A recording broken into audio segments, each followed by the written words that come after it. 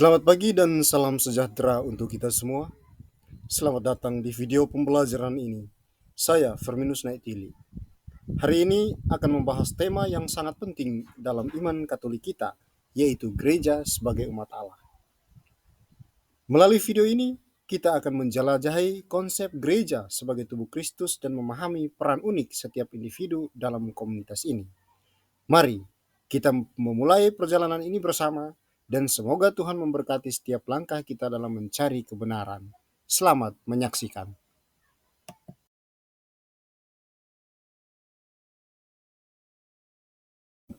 Materi pertama, gereja sebagai umat Allah.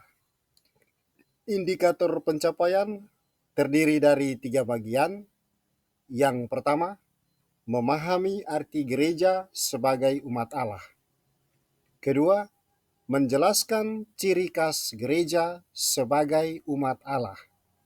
Ketiga, menjelaskan dasar dan konsekuensi gereja sebagai umat Allah.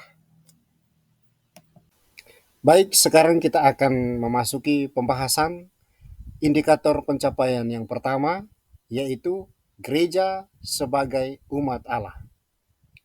Secara harfiah, gereja adalah rumah Tuhan, tempat atau gedung berdoa bagi umat Kristiani. Gereja adalah kumpulan atau himpunan orang-orang yang percaya kepada Kristus. Gereja adalah persekutuan umat Allah yang mengimani Yesus dan dipersatukan oleh Roh Allah. Sekarang kita masuk pada indikator pencapaian yang kedua, yaitu ciri khas gereja sebagai umat Allah. Ada 4 ciri khas gereja sebagai umat Allah. Pertama, umat Allah merupakan pilihan dan panggilan dari Allah sendiri. Umat Allah adalah bangsa terpilih atau bangsa terpanggil. Kedua, umat Allah dipanggil dan dipilih Allah untuk menjalankan misi tertentu.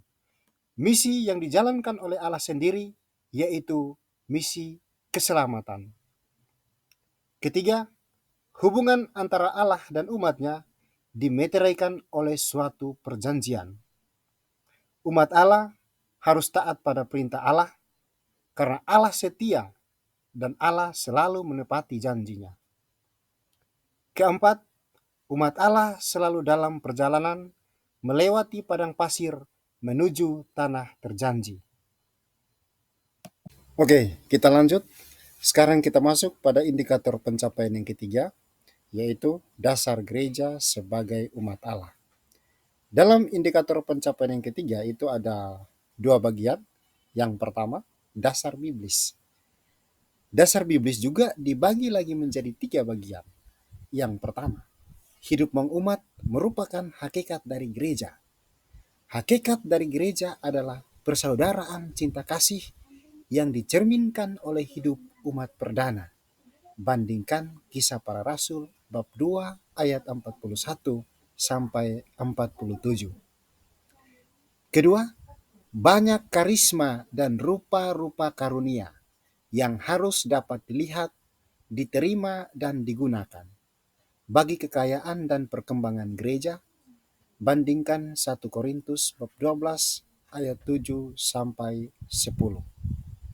Ketiga, dalam hidup mengumat, semua orang menghayati martabat yang sama dan bertanggung jawab secara aktif dalam tugas atau fungsinya masing-masing untuk membangun gereja dan memberikan kesaksian kepada dunia.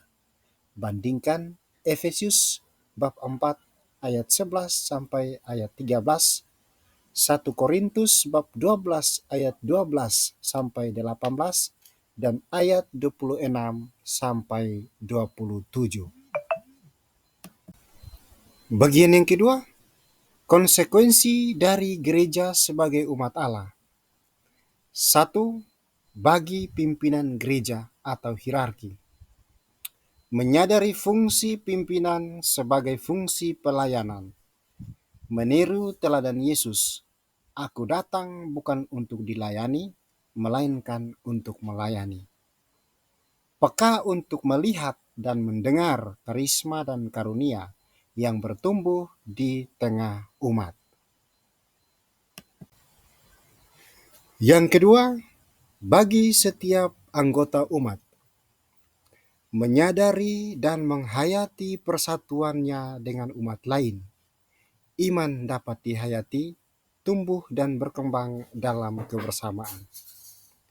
Aktif dalam hidup mengumat, menggunakan segala karisma, karunia, tugas dan fungsi yang dipercayakan untuk kepentingan dan misi gereja di tengah masyarakat.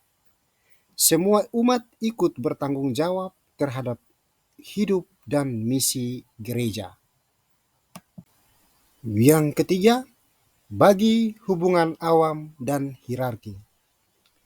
Paham gereja sebagai umat Allah mempengaruhi konsekuensi bagi hubungan antara hierarki dan kaum awam.